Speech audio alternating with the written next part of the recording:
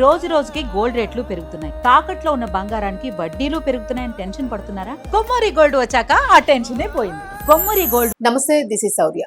Baby Jahnavi కేసులో తల్లిదండ్రులను కూడా అనుమానించాల్సిన పరిస్థితులు అయితే ఇప్పుడు ఎదురైనాయి. మరి ఇలాంటి సమయంలోన బిడ్డ పోయి మేం బాధపడుతూ ఉంటే మమ్మల్ని అనుమానిస్తున్నారంటూ కూడా ఆ తల్లి రోధిస్తూ ఉన్నది. మరి ఇలాంటి టైంలో తల్లిని కూడాను అంటే గొడవ పడ్డారు, తల్లిని టార్గెట్ చేశారు, గతంలో ఒక గొడవ జరిగింది. దీని పర్యవసానం ఈ రోజు బేబీ జాహ్నవి కిడ్నాప్ అనే అనుమానం ఒక పక్క బాగా బలంగా వినిపిస్తోంది. మరి ఎవరితో గొడవ పడ్డారు, అసలు ఎట్లాంటి గొడవ ఉంది, వాళ్ళే మరి పాపని కిడ్నాప్ చేసి ఉంటారా, అసలు పాప ప్రాణాలతో ఉందా లేదా అనేది ఇప్పుడు చాలా సస్పెన్స్ గా ఉంది. సో ఇదైతే మనం మాట్లాడదాం. మనతో పాటు సీనియర్ జర్నలిస్ట్ దమ్ము బాలాజీ సార్. నమస్తే సార్. జాహ్నవి కేసులోనే సో తల్లికి సంబంధించి గతంలో జరిగిన గొడవ ఇవన్నీ కూడా కక్షపూరితంగానే ఇది కిడ్నాప్ లేకపోతే ఇంకేదైనా చేసి ఉంటారా?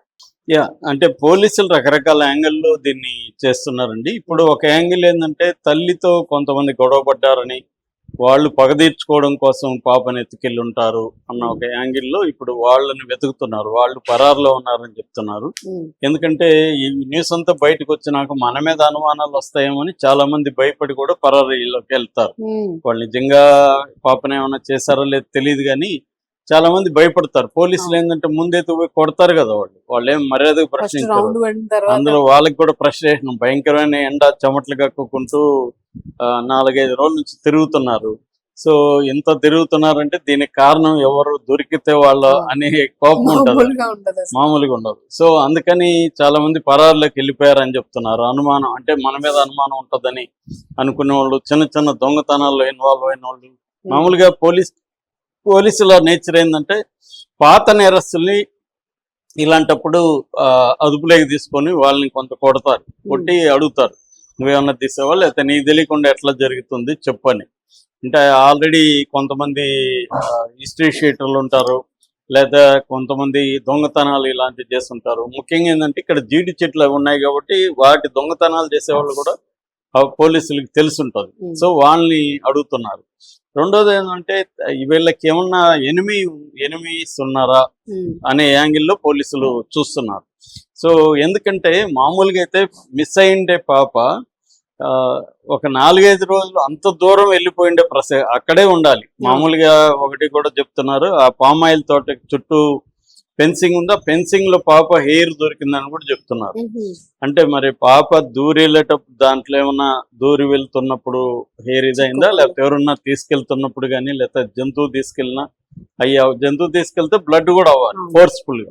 అటు కాకుండా ఎవరన్నా మనుషులు తీసుకెళ్తున్నప్పుడు అయితే హెయిర్ వరకు అయ్యే అవకాశం ఉంది, ఎందుకంటే వాళ్ళు మరీ అంత ఫోర్స్ఫుల్ గా తీసుకెళ్లరు కాబట్టి.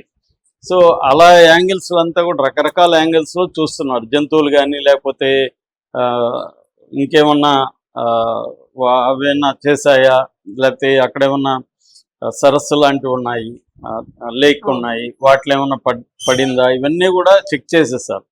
సో ఇప్పుడు వాళ్ళకి ఎక్కువ ఇదేంటంటే పాప చనిపోయినా బతికున్నా దొరకాలి, ఇంత వెతకడం వల్ల.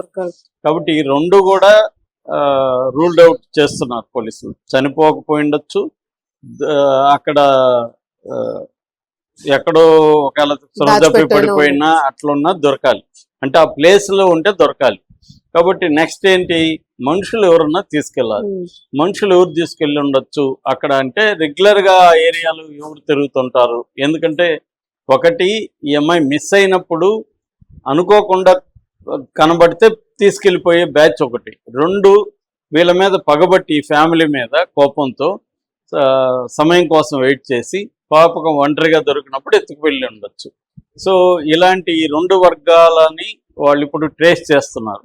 సో అందుకని వాళ్ళు ఏంటంటే ఆ ఏరియాలో సెల్ ఫోన్లు ఎవరెవరు ఉన్నాయి అనేది సెల్ టవర్ టెక్నాలజీతో ఆ టైంలో ఆ ఏరియాలో సెల్ ఫోన్లు ఎవరు ఉన్నాయో ఆ ఫోన్లని ట్రేస్ చేసి వాళ్ళని అందరినీ పిలిపిస్తున్నారు.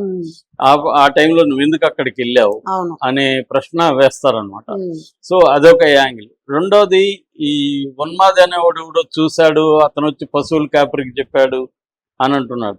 సో పశువుల కాపరి నిజమే చెప్పాడా? ఎందుకంటే పశువుల కాపరి వచ్చి మామూలుగా ఎవరన్నా మిస్ అయింటే అమ్మ మీ పాప అక్కడ ఏడుస్తా ఉంది అని చెప్పాలి, కానీ మీ పాప ఉందా లేదా మీ ఆయన తీసుకెళ్ళుంటే ఆయనకి ఫోన్ చేసి కనుక్కో, ఇవన్నీ చూసి చెప్పాడు కదా, ముందు అది కదా చెప్పాలి. అంటే పశువుల కాపరి ఏమన్నా అబద్ధాలు చెప్తున్నాడా? అసలు పాప అక్కడ ఎవరికి కనిపించకపోయిండొచ్చు, వాడే వచ్చే అబద్ధాలు చెప్పు అంటే అతను ఏమన్నా చేస్తుంటే అతను ఇలాగ ఒక డ్రామా చేసి ఉండొచ్చు. ఉండొచ్చు. అదే ఆయన మీదే అనుమానం వస్తుంది అప్పుడు. అందుకని అనుమానం వస్తుంది. రెండవది వీళ్ళకి ఏదన్నా ఎవరైనా ఎనిమిస్ ఉంటే ఆ ఎనిమిస్ పశువులు కాపరి మేనేజ్ చేసి వాడికి డబ్బులు ఇచ్చి నువ్వు ఎలా పోయి చెప్పు మిస్ అయింది అనుకుంటారు అని ఒక ప్లాన్ చేస్తుండొచ్చు.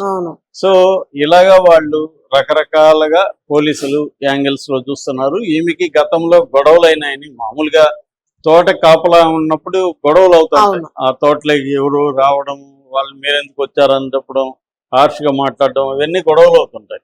రూరల్లో కూడా రకరకాల కారణాలతో గొడవలు పెట్టుకునే వాళ్ళు ఉంటారు. అలాగా వీళ్ళకి గతంలో అయ్యిందని, వీళ్ళ అమ్మకి ఇంకొకరికో పెద్ద గొడవ అయిందని భవానీ ఆమె పేరు. సో వాళ్ళ మీద అనుమానం ఇప్పుడు పోలీసులకి వచ్చిందనమాట. ఎందుకంటే పోలీసులు విసిగి వేసారిపోయారు వెతికి ఆల్రెడీ. పోలీసులు కావచ్చు, తర్వాత అక్కడ ఉన్న స్టేట్ డిజాస్టర్ రెస్పాన్స్ టీమ్ కావచ్చు, సెంట్రల్ కావచ్చు, ఫారెస్ట్ వాళ్ళు కావచ్చు, లోకల్స్ కావచ్చు, వీళ్ళందరూ వెతికి ఇంకా దొరకలేదు. కాబట్టి మనుషులే ఎత్తుకెళ్ళి ఉండాలి, అసలు ఇంత దూరం వచ్చి ఉండే అవకాశం లేదు, జంతువులది రూల్డ్ అవుట్. సో ఇంతకాలం బతికుండే అవకాశం కూడా లేదు ఆ పాప. ఎందుకంటే అక్కడ ఉన్నోళ్ళు నిన్న కొంతమంది జర్నలిస్టులు వెళ్ళారు. వాళ్ళు చెప్తున్నారు, మేము ఒక గంట తిరిగితేనే మా వల్ల కాలేదు, ఇక్కడ ఉన్న వేడికి భయంకరమైన వేడి ఉంది, ఇక్కడ ఆ పాప ఎలా తట్టుకుంటది అనేది చెప్తున్నారు అనమాట. కాబట్టి పాప ఆ ఏరియాలో ఉంటే ఖచ్చితంగా చనిపోయి ఉండే అవకాశాలే ఎక్కువ ఉన్నాయి. ఎందుకంటే ఆ అమ్మాయి ఏ రకంగానూ దీన్ని తట్టుకొని ఫుడ్ నీళ్లు లేకుండా బతికే పరిస్థితి లేదు. కాబట్టి ఎవరో ఎత్తుకుపోయి ఉండాలి అని. రెండోది, కుక్క 4 రోజులు ఎందుకు ఇంటికి రాలేదు, కాబట్టి కుక్క కూడా పోయి ఉండాలి. వాళ్ళు కుక్కను కూడా ఎక్కడైనా బంధించుంటే అదేమన్నా ఎస్కేప్ అయ్యొచ్చు ఉండాలి, లేకపోతే అంత అజిటేటెడ్ గా కుక్క ఉండాల్సిన అవసరం లేదు. సో కుక్క బాగా అజిటేటెడ్ గా ఉంది. చివరికి వాళ్ళ అమ్మ నాన్న వెళ్ళి దాని దగ్గరికి వెళ్తే కూడా వాళ్ళ అమ్మ మీద కూడా అటాక్ చేసి వాళ్ళమ్మ బట్టల్ని కొరికేసి పరిగెత్తి వెళ్ళిపోయింది అది. సో అంతగా అజిటేట్ అయిందంటే దాన్ని ఎవరన్నా తీసుకెళ్లి దాన్ని బాధ పెట్టి ఉండొచ్చు. గాయాలైతే కుక్క మీద విజిబుల్ గా గాయాలైతే, లో దెబ్బలు ఏమైనా ఉన్నాయో తెలీదు. ఒకసారి రాళ్లతో కొట్టినప్పుడు బయట గాయాలు ఏమి కాకపోవచ్చు, అలాగే బయట అయితే గాయాలైతే కుక్కకైతే ఏమి లేవు. అంటే ఏదైనా జంతువు అటాక్ చేస్తుంటే బయట కూడా గాయాలు ఉంటాయి, ఆ పళ్ళు, బ్లడ్ కారి ఉండడం ఇవన్నీ ఉంటాయి. అటువంటివి అయితే ఏమి లేవు కుక్కకి.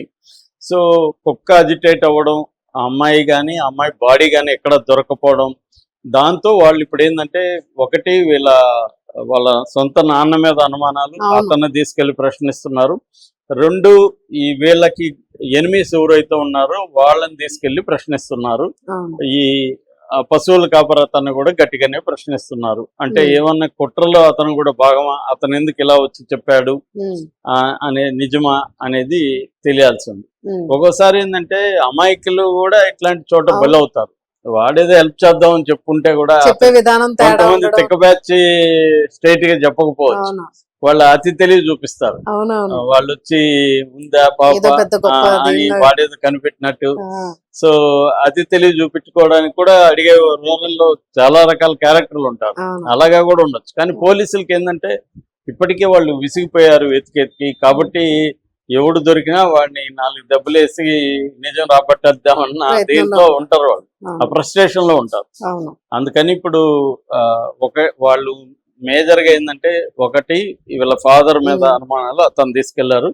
2 వీళ్ళతో గొడవ పడిన వాళ్ళని తీసుకెళ్లారు. 3 ఆ జీడి పిక్కలు ఏరుకునే బ్యాచ్ వాళ్ళని తీసుకెళ్లారు. 4 ఆ ఏరియాలో ఫోన్లు ఎవరెవరికి ఉన్నా, ఎవరెవరు ఏ ఫోన్లు ఉన్నాయో వాళ్ళని కూడా విచారిస్తున్నారు. సో ఈ యాంగిల్లో ఇప్పుడు ఫోకస్ చేశారు ప్రధానంగా. అంటే హ్యూమన్సే ఎవరైనా ఎత్తుకెళ్ళి ఉంటారు అనేది ప్రధాన యాంగిల్లో పోలీసులు ఫోకస్ చేసి విచారిస్తున్నారు. చూడాలి మరి ఈ రోజుకి కొలిక్ వస్తుందని అంటున్నారు. ఈవినింగ్ లోపల 1 వీక్ అయిపోయింది. అవును. Thank you sir.